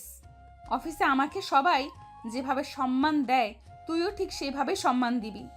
বিথি, এই কথাটা তুমি আমাকে ভালোভাবে বলতে পারতে। এভাবে ডাক ছেড়ে সবার মধ্যে বলার কিছু ছিল না। কেন, তোর লজ্জা হচ্ছে নাকি? 2 টাকার ফকিন্নির বাচ্চা অফিসে আসলে এরকম কথা হজম করতেই হবে। ম্যাম, আপনি কিন্তু বেশি বেশি বলতেছেন। ঠিক এইভাবে গলা নিচু করে আমার সাথে কথা বলবে। আচ্ছা ম্যাম, আর কিছু কি বলবেন নাকি আমি এখন যাব? যাবে মানে? তোকে কি যেতে বলেছি? যা, আমার জন্য চা নিয়ে আয়। আমি চা করব কেন? চা করার কি মানুষ নেই অফিসে? হাজার হলেও তুই আমার সম্পর্কে স্বামী হোস না। আজ থেকে তোকে আমি আমার পার্সোনাল অ্যাসিস্ট্যান্ট বানালাম। সরি ম্যাম, আমি আমার যোগ্যতায় এই চাকরি পেয়েছি, আপনার পার্সোনাল অ্যাসিস্ট্যান্ট হওয়ার জন্য নয়। বেয়াদব, তুই আবার মুখে মুখে কথা বলিস। ম্যাম, আপনি যাই বলেন, আমি আপনার পার্সোনাল অ্যাসিস্ট্যান্ট হব না। আরিয়ানের এমন কথা শুনে বিথি অফিসের সবার সামনে আরিয়ানে গেলে ঠাস করে একটা চড় মেরে দিল। আরিয়ান অবাক হয়ে গেল বিথির এরকম আচরণ দেখে। তখন বিথি আরিয়ানের মুখের উপর সাসমিন লেটার ছুঁড়ে দিল। অফিসের সবাই তখন লেটারটা হাতে তুলে নিয়ে পড়ল। বিথি, অফিস থেকে আমি চলে যাচ্ছি আজ, আর সবার সামনে একটা প্রতিজ্ঞা করে গেলাম, তোর এই অহংকার আমি একদিন ভেঙে চুরে ছাই করে দেব। হ্যাঁ, যা যা, চেনা আছে, বেশি কথা না বলে কাজ করে দেখা। তবে যেটা করলেন আপনি, এটা ঠিক করলেন না, এজন্য আপনাকে পস্তাতে হবে। কি পস্তাতে হবে শুনি? তোর বাড়ির ভয় দেখাচ্ছিস যে তোর বাড়িতে গেলে তুই আবার আমার সাথে কুত্তার মতো ব্যবহার করবি? আমি কখনোই আপনার সাথে কুত্তার মতো ব্যবহার করি নাই, জাস্ট আমার ভালোবাসাটা বোঝাতে চাইছি, আমাদের যে সম্পর্ক এটা বোঝাতে চাইছি। কিসের আমাদের সম্পর্ক? আমাদের কোনো সম্পর্ক নেই। তুই টাকার লোভে আমাকে বিয়ে করেছিস। আপনার মতো কুৎসিত মন মানসিকতার একটা মেয়েকে আমি টাকার লগে কোনোদিনও বিয়ে করতাম না। যদি আমি একটু জানতে পারতাম যে আমার বিয়েটা আপনার সাথে, আমি কখনোই বিয়ে করতাম না। মুখে এইসব কথা বলাই যায়? আমার দুয়ারে একদিন আপনাকে আসতেই হবে, এই কথাটা আগে বলে গেলাম। এই কথা বলে আরিয়ান অফিস থেকে বের হয়ে গেল। তখন অফিসে আর সকল মেম্বার বিথিকে বলতে লাগলো, ম্যাম যা করলেন ঠিক করলেন না। কাজটা আরিয়ান খুব ভালো করে করে, ছেলেটাও খুব মেধাবী, তাকে এভাবে বের করে দেওয়া আপনার উচিত হয়নি। রেকিকে বিথি বলে। আমি কি করব না করব তোদের কাছ থেকে শিখতে হবে? তখন সবাই বলল, ম্যাম আপনার পারিবারিক সমস্যা অফিস পর্যন্ত নিয়ে আসার কোনো দরকার ছিল না, এতে করে অফিসের পরিবেশ নষ্ট হচ্ছে। আপনি অফিসের বস, আপনাকে দেখে সবাই শিখতেছে। বিথি কারোর সাথে কোনো কথা না বলে অফিস থেকে বের হয়ে তার বাবার বাড়িতে চলে যায়। বিথি মা তাকে দেখে জিজ্ঞেস করে, কিরে মা, এই অবস্থায় কোত্থেকে আসছিস? জামাই কই? আমার জামাই মরছে মা, ওর খবর আমার কাছে নেই। আমার মেজাজটা এমনি ভালো নাই, রুমে যাব। এভাবে কেন কথা বলতেছিস? কি হয়েছে? জানোয়ারকে আমি আমার অফিস থেকে বের করে দিয়েছি। এটা তুই কি করেছিস? এটা তোর বাবা শুনলে খুব রাগ করবে। আমার যেটা ভালো মনে হয়েছে আমি সেটাই করেছি। এটা কে কি মনে করলো না করলো তাতে আমার কিছুই যায় আসে না। আচ্ছা, ঠান্ডা মাথা কর, যা রুমে গিয়ে ফ্রেশ হয়ে ড্রেস চেঞ্জ করে নিচে আয়, খাবার দাও বার কর আগে, তারপর কথা হবে। খাবো না মা, পরে খাবো, আমি একটু একা থাকবো। মাসুন, মাথা ঠান্ডা করে রুমে গিয়ে আরিয়ানকে ফোন দে, দিয়ে শুনো কোথায়। আমি পারবো না মা, তোমার ইচ্ছা হয় তুমি ফোন করো। এই কথা বলে বিথির রুমে চলে গেল। বিথির মায়ের তখন খুব টেনশন হচ্ছিল, তাই সে আরিয়ানের কাছে ফোন দিল, অনেকবার ফোন দিল, কিন্তু আরিয়ান ফোন রিসিভ করলো না। আড়াল থেকে বিথির সব কিছু দেখতেছিল, আর এটা শোনার চেষ্টা করতেছিল যে আরিয়ান কোথায় গেল। ফোন ধরলো না, খুবই টেনশন হচ্ছিল। তারপর বিথির রুমে গিয়ে ফোনটা হাতে নিয়ে আরিয়ানের এক বন্ধুর কাছে ফোন দিয়ে বিথি বলল, হ্যালো, আসসালামু আলাইকুম। আসসালামু আলাইকুম ভাবি, কি অবস্থা, কেমন আছেন? জি আলহামদুলিল্লাহ ভাইয়া, ভালো আছি। হঠাৎ করে ফোন দিলেন যে, কিছু হয়েছে কি? সব ঠিক আছে? অনেকক্ষণ হয়ে গেল আরিয়ান ফোন ধরতেছে না। ও, এই কথা। কোনো সমস্যা নেই, আমি এখনই ফোন দিয়ে জানাচ্ছি ও কোথায় আছে। আচ্ছা ভাইয়া, আর প্লিজ ওকে বলবেন যেন যেখানেই থাকুক, যে কেউ ফোন দিলে যেন ফোনটা রিসিভ করে, আর সাবধানে থাকতে বলবেন। ভাবি, কিছু মনে না করলে একটা কথা বলবো। জি, কিছু মনে করব না, বলেন। আপনাদের মধ্যে কি কিছু হয়েছে নাকি? এভাবে কেন কথা বলতেছেন? হ্যাঁ, ওই একটু ঝামেলা হয়েছে পার্সোনাল। আচ্ছা ভাবি, টেনশন করবেন না, আমি আপনাকে জানাচ্ছি। থ্যাংক ইউ ভাইয়া। এই বলে বিথি ফোন কেটে দিল। খুবই টেনশন করতেছিল আরিয়ান কই গেল না গেল। ভাবতে ভাবতে তার মাথায় হঠাৎ করে একটা বুদ্ধি আসলো। আরিয়ান তো বাড়িতে যাইতে পারে, তাই সে দেরি না করে আরিয়ানের বাবার কাছে ফোন দিল। আরিয়ানের বাবা কল রিসিভ করে বলল, আঙ্কেল আসসালামু আলাইকুম। হেমা বলো, অনেকক্ষণ হয়ে গেল, তোমার দুইজনই তো অফিস থেকে আসতেছে না? আজ অফিসে কি অনেক বেশি কাজ করছো? কেন আঙ্কেল, আপনার ছেলে বাসায় যায়নি?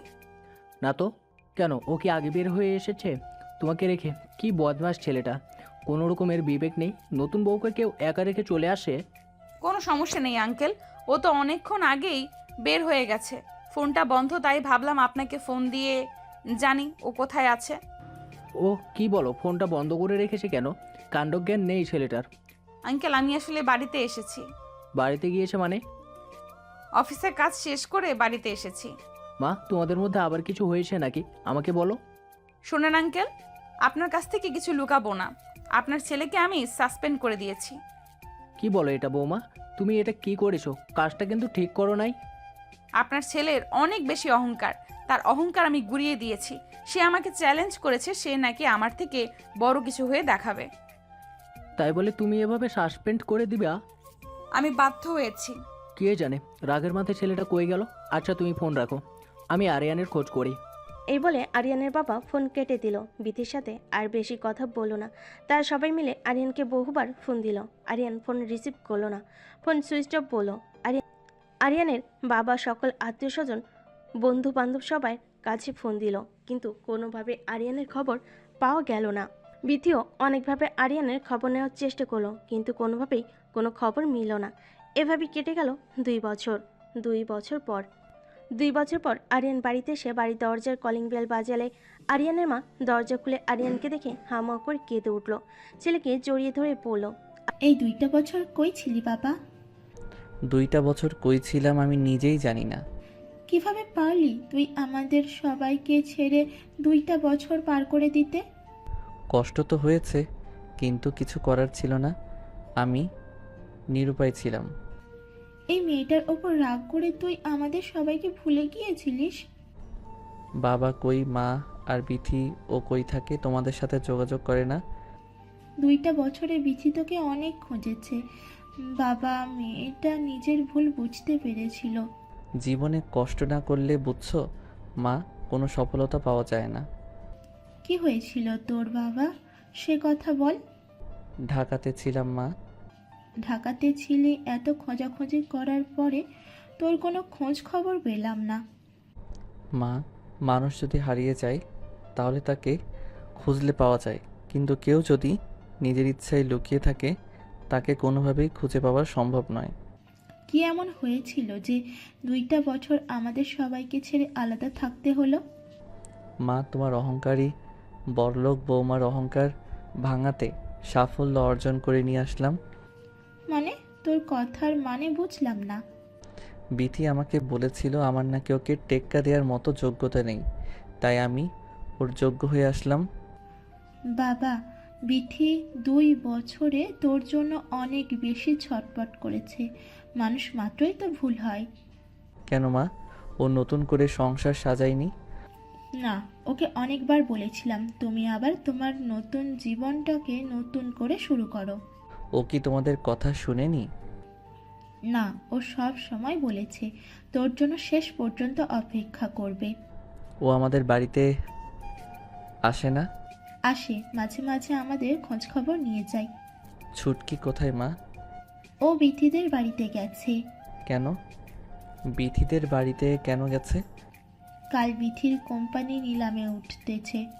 কি বললে, তাই নাকি? তার এত গর্ভের আর সোহাগের কোম্পানি নিলাম করে দিচ্ছে যে? জানি না, তবে ওর আর এসব করতে নাকি ভালো লাগে না। কাল আমি সেই বিথির কোম্পানি কিনে নিচ্ছি মা। বিথির কোম্পানি নিচ্ছিস মানে? এত টাকা তুই পাইলি কই? মা, তোমার ছেলে এখন আগের মতন নেই। 2টা বছর একটা মানুষকে পরিবর্তন করার জন্য অনেক কিছু। সবই বুঝলাম, কিন্তু তুই এত টাকা পাইলি কই? আর তুই কি করিস?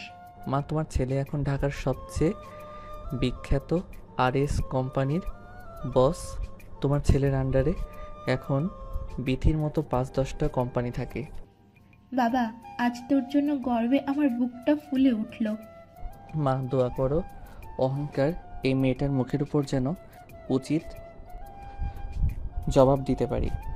না বাবা, ওই মেয়েটা অনেক কিছু সহ্য করেছে এই 2 বছরে। ও চাইলে কিন্তু অন্য একটা ছেলের হাত ধরে চলে যেতে পারতো, কিন্তু যায়নি। তোর জন্য অপেক্ষা করেছে। সে নিজের ভুল বুঝতে পেরেছে। তোর আবার ওকে নতুন করে কাছে টেনে নেওয়া উচিত। মায়ের মুখে এমন কথায় আরিয়ান কিছু না বলে রুমে চলে গেল। রুমে গিয়ে সারা রাত ভাবলো বিথির কথা। আরিয়ান সিদ্ধান্ত নিল যা হওয়ার হয়েছে, বিথিকে আবাসে ঘরে তুলবে, তাদের সংসারটা আবার নতুন করে শুরু করবে। পরের দিন সকালে আরিয়ান রেডি হয়ে বিথির কোম্পানি নিলামের কনফারেন্সে যাওয়ার জন্য বের হলো। কনফারেন্সে যেতে যেতে অনেকটা লেট হয়ে গিয়েছিল। অনুষ্ঠানের ভিতর ঢোকার পরে আরিয়ান দেখলো সমস্ত লোকজন এসে বসে পড়েছে, তার জন্য সবাই অপেক্ষা করতেছে। তার আসাতে লেট হয়েছে। হাজার হাজার মানুষের মধ্যে বিথি আরিয়ানকে দেখে বলল, তুমি এতদিন কই ছিলে জানো? তোমাকে কত খুঁজেছি। কেন আমাকে খুঁজবে কেন? তোমার জীবন থেকে তো চলেই গিয়েছিলাম। জীবনটা আবার নতুন করে সাজিয়েছো নিশ্চয়ই। না, ওই শরীরে যে একবার টাচ করেছে, এই শরীরে অন্য কোনো পুরুষ আর কখনো টাচ করতে পারবে না। অহংকার ভেঙেছে তাইলে তোমার? তোমাকে হারানোর পর জীবনের মূল্য বুঝতে পারলাম। তোমাকে টেক্কা দেওয়ার জন্য জীবনের 2টা বছর লড়াই করলাম, এত তাড়াতাড়ি হার মেনে নিলে? আমার ভুল হয়ে গেছে, প্লিজ আমাকে ক্ষমা করে দিও। তোমার কাছে টেনে নাও। 2 বছরে মানুষের এত পরিবর্তন? তাদের কথা শেষ না হতেই বিথি সমস্ত লোকের মাঝে আরিয়ানকে জড়িয়ে ধরল। জড়িয়ে ধরে ফুপিয়ে ফুপিয়ে কান্না করতে শুরু করলো। বুঝতে পেরে তাকে বুকে টেনে নিল। তারপর আরিয়ান বিথিকে জিজ্ঞেস করলো, হঠাৎ করে কোম্পানি নিলামে তোলার সিদ্ধান্ত নিলে যে? এর একমাত্র কারণ তোমাকে খুঁজে বের করা। তোমার কথার মানে বুঝলাম না। 2টা বছর তোমাকে অনেক খুঁজেছি, কোনোভাবে যখন তোমার খোঁজ মিলল না, তখন আমি এই সিদ্ধান্ত নিলাম। জানলে কিভাবে যে অনুষ্ঠানে আমি আসব? কারণ আমি এইভাবেই অনুষ্ঠানটা আয়োজন করেছিলাম, যেন দেশের আনাচে কানাচে সব জায়গায় এটা ছড়িয়ে পড়ে যে আমার কোম্পানি নিলামে উঠতেছে। এখনো কি এই সিদ্ধান্তই থাকবে নাকি সিদ্ধান্ত চেঞ্জ করবে? সিদ্ধান্ত আমার এটাই থাকবে, আমি কোম্পানি নিলাম করে দিব। চাইলে কিন্তু তুমি কন্টিনিউ করতে পারো। চাই না আমি কন্টিনিউ করতে। আমি সব কিছু ছেড়ে এখন তোমার বউ হয়ে সংসার করতে চাই। চলো অনুষ্ঠান শুরু করি। তার অনুষ্ঠান শুরু করলো। সবচেয়ে বেশি দাম দিয়ে আরিয়ান বিথির কোম্পানিকে নিল। অনুষ্ঠান শেষ করে আরিয়ান বিথিকে বলল, বিথি, তুমি বাড়ি চলে যাও। বাড়ি চলে যাব মানে? তোমার সাথে নিয়ে যাবে না? না। না মানে তুমি আমাকে ক্ষমা করে দাওনি? বেশি কথা বাড়িও না তো, যেটা বলছি সেটা করো। বাড়ি চলে যাও। আরিয়ান প্লিজ, তোমার সাথে সংসার করব জন্য আমি সব কিছু শেষ করে দিলাম। এমন করো না, আমাকে লাস্টবারের মতো একটা সুযোগ দাও। কান্নাকাটি করতে হবে না, তুমি বাড়ি চলে যাও। আমি তোমার বাড়ি থেকে গিয়ে তোমাকে নিয়ে আসবো। আমি আর একটা মুহূর্তও তোমাকে ছাড়া থাকতে চাই না। আমি এখনই যাব তোমার সাথে বাড়ি। না, তোমাকে আবার নতুন বউ সাজিয়ে আমি আমার বাড়িতে নিয়ে আসবো। আমাদের নতুন জীবন শুরু করব, আবার নতুনভাবে। সত্যি বলতেছো? 3 সত্যি। কবে যাবে তাইলে? আজকে বাসায় যাই, মা বাবার সাথে কথা বলি, তারপরে তোমাকে জানাবো। বেশি লেট করো না প্লিজ, তোমার অপেক্ষায় থাকবো। অনেক দিন তো ছিলে আমাকে ছাড়া একা, আর তো কিছুদিন। এত অধৈর্য হচ্ছ কেন? জানি না এই 2 বছর আমি তোমাকে ছাড়া কিভাবে থেকেছি। তোমার সাথে কাটানো সময়গুলো আমাকে ঘুমাতে দেয়নি, এই জন্য আমি একটা সেকেন্ডও তোমাকে ছাড়া থাকতে পারতেছি না। বেশি সময় নেব না, তাহলে তোমাকে নিয়ে আসবো। আরিয়ানের কথা শুনে বিথি রাস্তার মধ্যে আরিয়ানকে জড়িয়ে ধরলো শক্ত করে। আরিয়ান বলতেছে, আরে কি করো? এটা রাস্তার লোকজন দেখতেছে। লোকজন তো কি হয়েছে, লোকজন তো দেখবেই। মানা করো না প্লিজ, তোমাকে জড়িয়ে ধরে একটু থাকতে দাও। আরিয়ান আর নিষেধ না করে অমনি থেকে জড়িয়ে ধরে অনেকক্ষণ থাকলো। আশেপাশের মানুষগুলো তাদের দিকে তাকিয়েছিল, কিন্তু তারা কোনো দিকে খেয়াল না দিয়ে দুজন দুজনকে শক্ত করে জড়িয়ে ধরেছিল। তারপর আরিয়ান বিথিকে বলল, আচ্ছা হইছে, এখন যাও। কত আদর করতে পারো কাল দেখবনি। জানি না কত আদর করতে পারবো, তবে আমার ভেতর যত ভালোবাসা আছে সমস্তটা তোমাকে দিব। 2 বছরে তুমি তো দেখি অনেক রোমান্টিক হয়ে গেছো। জানি না আগে কি ছিলাম, এখন কি হয়েছি, তবে তোমাকে আর হারাতে চাই না। এখন যাও বাড়িতে। ঠিক আছে, তুমিও যাও, বাড়িতে গিয়ে ফোন দিও। ওকে, আল্লাহ হাফেজ। I love you. I love you too. এখন যাও। তা দুজনের বাড়ি ফিরে গেল। সমস্ত ঘটনা তাদের মা বাবাকে বলল। আরিয়ান তার বাবাকে বিথিকে ঘরে তুলে নিয়ে আসার জন্য কথা জানালো। বলল।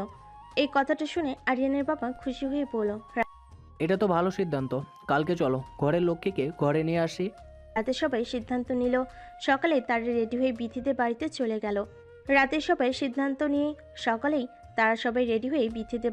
গেল। আরিয়ান সুন্দর করে পর সেজেছে, আর বিথিও সুন্দর করে বসে আছে। দুজনের হাসি দেখে যেন সারা দুনিয়া হাসতেছে। নতুন করে আবার তাদের বিয়ে হলো। বিথিকে নিয়ে আসলো আরিয়ানের বাসায়। আরিয়ানকে বলল, জানো আজকে আমার সবচেয়ে খুশির দিন। তাই কেন? প্রথমবার যখন আমাদের বিয়ে হয়েছিল তখন বুঝি তুমি খুশি ছিলে না? না, খুশি ছিলাম না, কারণ তখন আমি জানতাম না পর্যন্ত আমার কার সাথে বিয়ে হচ্ছে। তবে আমি ভীষণ খুশি ছিলাম জানো। তার মানে তুমি আগে থেকে জানতা সবকিছু, আমার কাছ থেকে এখনো তুমি সবকিছু লুকাচ্ছ, তাই না? না রে বাবা, আমি কিছুই জানতাম না। তবে বিয়ে করার খুব ইচ্ছা ছিল, জীবন সঙ্গীর সঙ্গে সুন্দর সুন্দর মুহূর্ত কাটানোর। মা বাবা যখন বিয়ে ঠিক করলো তখন আমি আর আপত্তি জানাইনি, কারণ মা বাবার পছন্দের উপর আমার বিশ্বাস ছিল। এত এক্সাইটেড ছিলে, বুঝলাম মা বাবা পছন্দের উপর তোমার বিশ্বাস ছিল, তবুও একবার কার সাথে বিয়ে হচ্ছে তাকে তুমি দেখতে চাইবে না? হ্যাঁ, দেখতে চেয়েছিলাম। পরে কি হলো দেখোনি? না, বাবা দেখায়নি, বলল সারপ্রাইজ, একবারই দেখো। তুমি দেখতে চাইবা না? না, আমি আর জোর করিনি। তার মানে প্রথমবারের বিয়েতে তুমি খুশি ছিলা, এই বিয়েতে খুশি হওনি? এই বিয়েতে অনেক বেশি খুশি হয়েছি, কারণ এবার তুমি ভালোবেসে আমার হাত ধরেছো। আজ আমাদের বাসর রাত, এসব কথা বলেই কি রাত পার করে দিবা? তা নয়তো কি, আজ কিছু করব না, তোমাকে জড়িয়ে ধরে আরাম করে একটা ঘুম দিব। বিথি তখন বলল, তোমার হচ্ছে, দাঁড়াও। আমি বউ সেজে এতক্ষণ বসে আছি তোমার অপেক্ষায়, আর তুমি এখন ঘুমাইবা না? ঘুমানোর জন্মের স্বাদ তোমাকে মিটিয়ে দিচ্ছি। তাড়াতাড়ি আমার কাছে আসো, আমাকে আদর করো। কিভাবে আদর করব তোমাকে? কেন তুমি জানো না? এর আগে কখনো আদর করনি?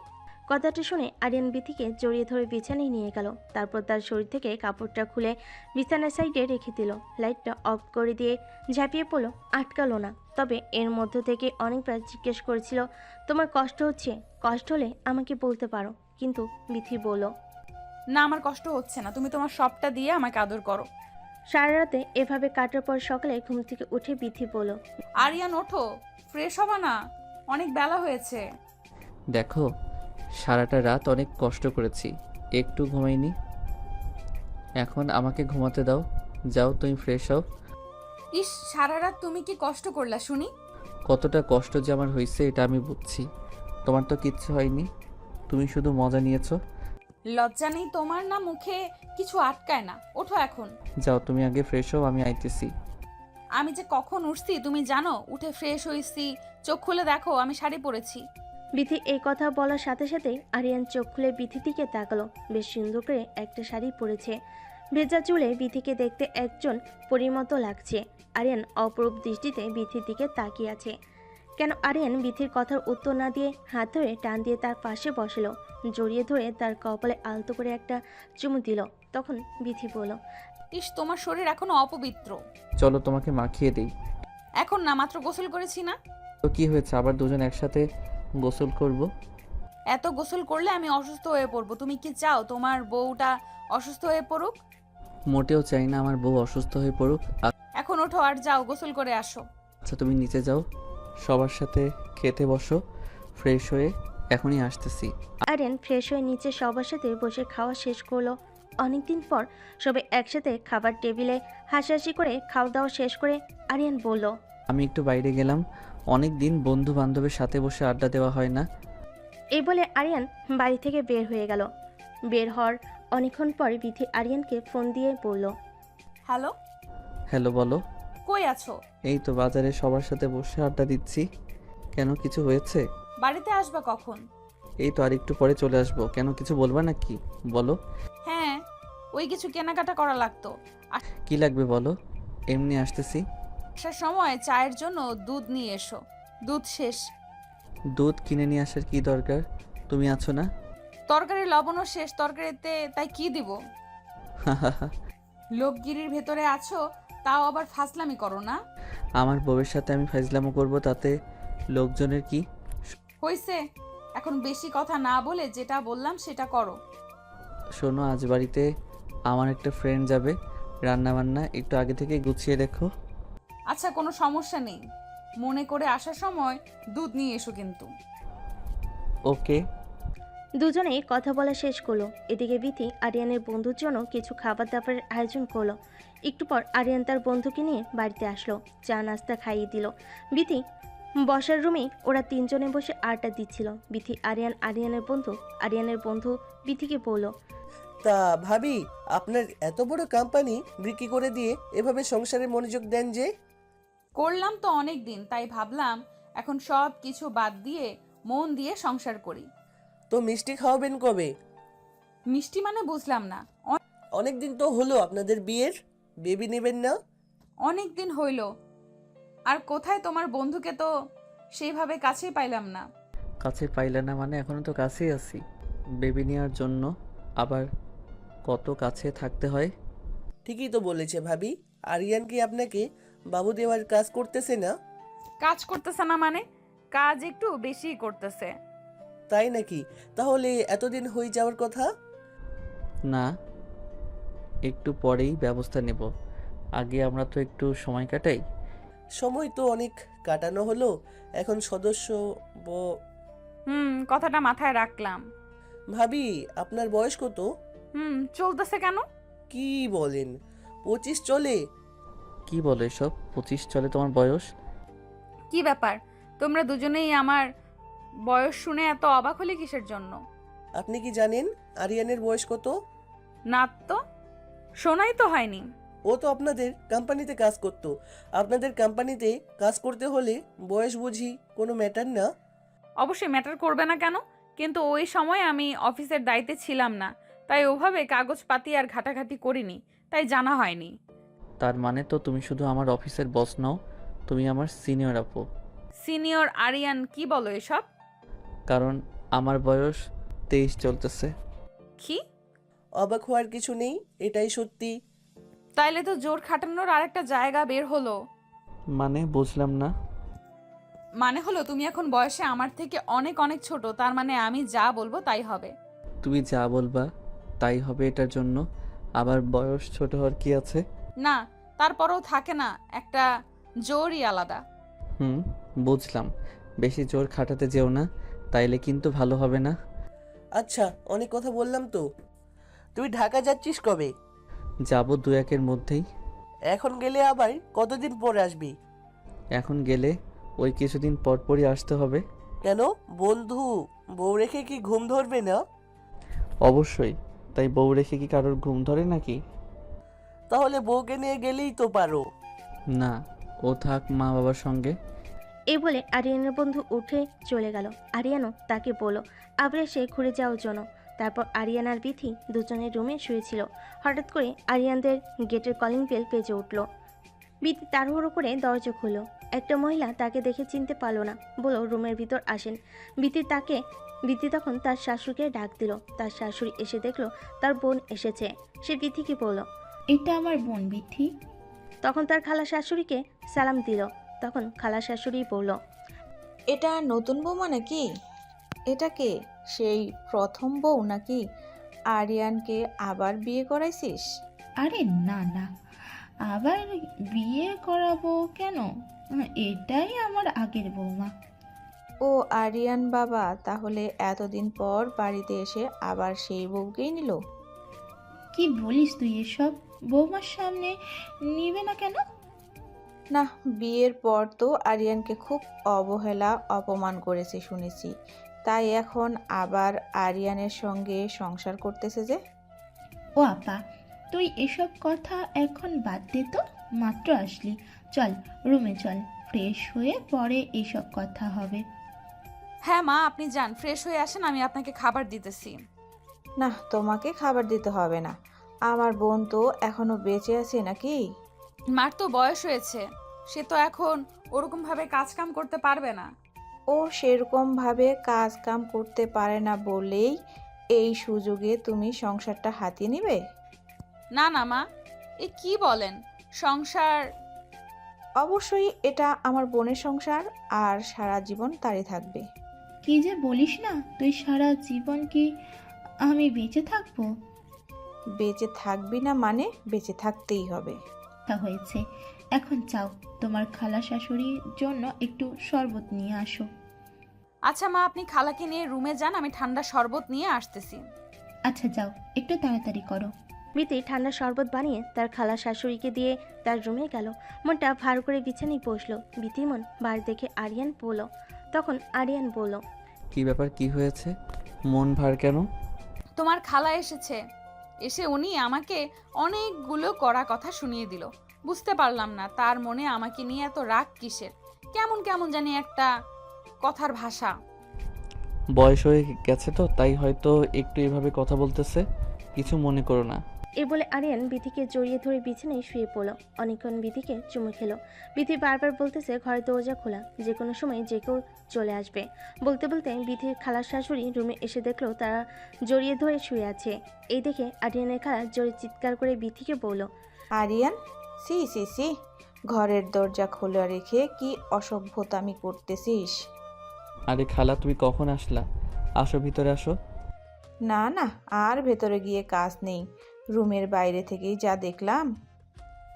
সরি খালা, কিছু মনে করবেন না প্লিজ। আসেন না, রুমের ভেতরে আসেন। চুপ করো, তোমার লজ্জা শরম কি একদম বিক্রি করে খেয়েছো? খালা এভাবে কথা বলতেছেন কেন? কখন কি করতে হয় তাও দেখি জানিস না তোরা? আচ্ছা খালা, মাথা ঠান্ডা করেন, আসেন বসেন। কি দিনকাল পড়লো রে বাবা, এখনকার ছেলে মেয়ের কোনো লজ্জাই নেই। আর আমাদের সময় একটু হাত ধরতো তাও লজ্জা পেতাম। আপনাদের সময়ের কথা বাদ দেন খালা।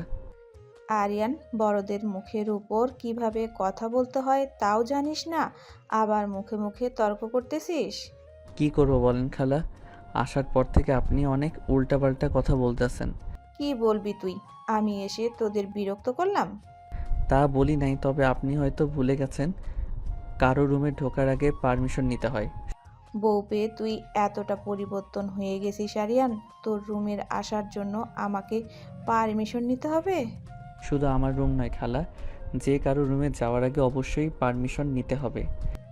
এতদিন পর তোদের বাসায় এসে এরকম কথা শুনতে হবে, আগে জানলে কখনোই আসতাম না। খালা কথাগুলো অন্যদিকে নেবেন না প্লিজ, আপনার খারাপ কিছু তো বলা হয়নি। তুমি আমাকে এভাবে অপমান করতে পারলে তোমার বউয়ের সামনে? নব দম্পতির ঘরে ঢোকার আগে অবশ্যই আপনাকে পারমিশন নিতে হবে। ও ফারিয়ান, চুপ করো তো প্লিজ। এভাবে খালার মুখে মুখে কেন কথা বলতেছো? এই মেয়ে, তুমি চুপ করো। তুমি আমাদের কথার মধ্যে কেন কথা বলতেছো? সব কিছু হয়েছে তোমার জন্য। আপনার কথার মানে বুঝলাম না খালা। আসার পর থেকে দেখছি আপনি আমাকে সহ্য করতে পারতেছেন না। কিভাবে সহ্য করব? যে মেয়ে বিয়ের পর স্বামীকে অপমান করে তার ফ্যামিলির কাছ থেকে দূরে রাখে, আর সেই এখন সেই টাকার মানুষ হয়ে গেছে, অমনি আবার তার গলায় ঝুলে পড়েছে, সেই মেয়েকে আমি কিভাবে সহ্য করতে পারি? খালা প্লিজ চুপ করেন, আপনি কিন্তু এখন বেশি বেশি বলতেছেন। আরিয়ানের রুমে এমন কথাবার্তা শুনে আরিয়ানের মা রুমে আসলো। এসে সব কিছু শোনার পরে তার বোনকে বলল, কি ব্যাপার, তুই বিথিকে সহ্য করতে পারতেছিস না যে? আর ওদের রুমে আসার আগে তুই নক করে আসলি না। ওদের সবে মাত্র বিয়ে হয়েছে, ওদের মধ্যে একটু এমন কিছু হতেই পারে। আরিয়ানের খালা তখন বলল, আমার তো জানা ছিল না।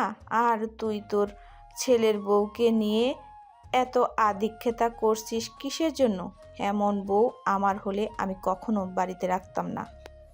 আরিয়ানের মাও এই কথা শুনে বলল, বুবু, ভুল মাত্র মানুষেরই হয়। একটা ভুলের কারণ ধরে এভাবে কোনো মানুষকে শাস্তি দেওয়া উচিত নয়। তুই মাথা ঠান্ডা কর আর চল, বাইরে চল। বলে আরিয়ানের মা আরিয়ানের খালাকে বাইরে নিয়ে গেল। বিতি তখন আরিয়ানকে বলল, আরিয়ান, এইভাবে তুমি খালার সাথে কেন কথা বললা? এইভাবে তোমার কথা বলা উচিত হয়নি। খালা, তোমাকে যে কতগুলো কথা শোনালো তাতে তোমার কিছু মনে হচ্ছে না? কি মনে হবে? একটু আগে তুমি না বললা খালা বয়স্ক মানুষ, তার কথায় কিছু মনে না করতে? তার মানে এত কিছু বলবে? আমি তো জানতাম না খালা এত খারাপভাবে তোমার সাথে কথা বলবে। আচ্ছা বাবা, হইছে, তোমারই তো খালা, এত রাগ করার কি আছে? খালার হইয়া আমি সরি বলতেছি, তোমাকে সরি কিছু মনে করো না। দূর পাগল, কি মনে করব? I love you. I love you too. এখন থাকো, আমাকে রান্না করতে হবে। খালা অনেকদিন পরে আসলো। আগে আমার কাছে একটু বসো, তারপরে যাবা। আরে না, আগে আমাকে যাইতে হবে, থাকো। তাইলে আগে আমাকে একটা চুমু দিয়ে যাও। ইস, শখ কত! চুমু দাও, নইলে কিন্তু যেতে দেব না কোথাও। রুমের দরজা কিন্তু খোলা, এটা ভুলে যেও না। ইস, কিছু হবে না, দাও তো। কিচ্ছু হবে না বলে তো তখনও জড়িয়ে ধরছিলা, দেখলে তো কি হলো। এখন আর এমন কিছু হবে না, একটা চুম্বন তো এমন করতেছো কেন? আচ্ছা, চুমুটা এখন তোলা থাকলো, রাতে দিব। রাতে তো অবশ্যই দিবা, বাট এখনকারটা এখন দাও। কি ছেলে মানুষই শুরু করলা বলো তো? যত কথা বাড়াইবা তত কিন্তু তোমারই লেট হবে। সত্যি তোমার সাথে পারা বড্ড কঠিন। আরিয়ানকে জড়িয়ে ধরে বিথি একটা চুমু দিয়ে লজ্জা পেয়ে সে দৌড়ে রান্নাঘরে চলে গেল। রান্না করতে আরিয়ান বিথির পিছনে পিছনে রান্নাঘরের দিকে গিয়ে দেখলো বাড়ির ভিতরে কোনো সার শব্দ নেই, যেন একটা মানুষও নেই হয়েছে। তেমনটাই আরিয়ানের বাবা বাইরে গেছে। আরিয়ানের মা তার খালাকে নিয়ে বাইরের বাগানটাতে ঘুরতে গেছে। বাড়ি একদম ফাঁকা। আরিয়ান রান্নাঘরে গেল, গিয়ে দেখলো বিথি রান্না করতেছে। পিছন থেকে এগিয়ে এসে বিথিকে জড়িয়ে ধরলো। ভয় পেয়ে বিথি চিৎকার করে কেনা কে ভেবে ঘুরে উঠে ঠাস করে একটা চর মেরে দিল। চর মারার পর দেখলো ওটা আরিয়ান ছিল। দ্বিতীয়বার অবাক হয়ে গেল। অবাক হয়ে আরিয়ানকে বলল, আরে আরিয়ান, তুমি? হ্যাঁ আমি। তুমি কি ভেবেছিলে দিনের উপরে বাড়িতে চোর ঢুকেছে? তা নয়, কিন্তু তুমি তো মাত্রই রুমে ছিলা। রুমে ছিলাম তো কি হয়েছে? শোনো, আমার কি পা নেই? আমি কি হেঁটে আসতে পারি না? পা আছে বুঝলাম, কিন্তু এইভাবে চোরের মতো লুকিয়ে লুকিয়ে রান্নাঘরে ঢোকার কি আছে? তাই বলে তুমি আমাকে এভাবে চর দিবা? সরি, আমি বুঝতে পারিনি। মেয়ে মানুষের হাতের চর এত জোরে হয় কিভাবে? ব্যথায় আমার সারা শরীর কাঁপতেছে। আমি ভাবলাম কে না কে, তাই একটু জোরে চড় মেরেছি। তোমার সাথে কোনো কথা নেই, যাও একটু রোম্যান্স করবো, এর উপায় নেই। আচ্ছা বাবা, হয়েছে তো, বুঝতে পারি নাই। নেক্সট টাইম আর এমন হবে না। নেক্সট টাইম তোমার এমন হবে না? আবার কি? আমি তো এমন করবো না। মানে কি, একটা চড় মেরেছি বলে কি তুমি কখনো আর আমার সাথে রোম্যান্স করবা না? জি হ্যাঁ, তোমার সাথে রোম্যান্স করতে চাই। পরে আবার দেখা গেল কখন না জানি আমার মাথা ফাটিয়ে দিলা। না, মাথা ফাটাবো না, আমি এত ডাকাত না। সেটা দেখতেই পারলাম। তুমি কি? আরিয়ান বাচ্চাদের মতো করে কান্না করতে শুরু করলো। বিথি বারবার সরি বলল, কিন্তু আরিয়ান কিছু শুনলো না। একটু রাগ দেখে রুমে চলে গেল। বিথিও রান্নাবান্না বাদ দিয়ে পিছনে পিছনে রুমে চলে গেল। রুমে চলে যাবার পর অনেক করে বুঝিয়ে বলল, আমি বুঝতে পারি নাই, ভুল হয়ে গেছে। কোনো কথা শুনলো না। সে বিথির সাথে কথাই বললো না। বিথি যেদিকে যায় আরিয়ান বিথির দিক থেকে মুখ ঘুরিয়ে নেয়। রাগ ভাঙাবে কিভাবে এটা বুঝতে না পেরে বিথি আরিয়ানকে বুকে জড়িয়ে ধরে বাচ্চাদের মতো করে মাথায় হাত বোলাতে বোলাতে বলে, আমার ভুল হয়ে গেছে, আমি বুঝতে পারি নাই। নেক্সট টাইম থেকে আর কখনো এমন হবে না। আরিয়ান তখন হেসে উঠল। মনে থাকে যেন, নেক্সট টাইম এমন কখনো করবা না। এ বলে আরিয়ান বিথিকে আরো শক্ত করে জড়িয়ে ধরল। বিথি তখন আরিয়ানের হাত সরিয়ে দিয়ে বলল, আচ্ছা হয়েছে, এখন ছাড়ো। কেন ছাড়বো কেন? আমার এখনো ব্যথা কমে নাই। ব্যথা কমে নাই যেহেতু, তাহলে মলম দিতে হবে। মলম দিতে হবে না, তুমি জড়িয়ে ধরে থাকো, তাইলে ঠিক হয়ে যাবে। আচ্ছা, এই কথা এখন বুঝলাম, সবই তোমার ধান্দা ছিল, তাই না? ও নিজেই আমাকে মারলা, আবার নিজেই এখন ধান্দা বলতেছো? তা নয় তো কি শুনি। তুমি পেছনে পেছনে কেন রান্নাঘরে গেছো? কেন? আবার আমার বউটা একা একা রান্না করবে, তাই তো আমি একটু হেল্প করতে গেলাম।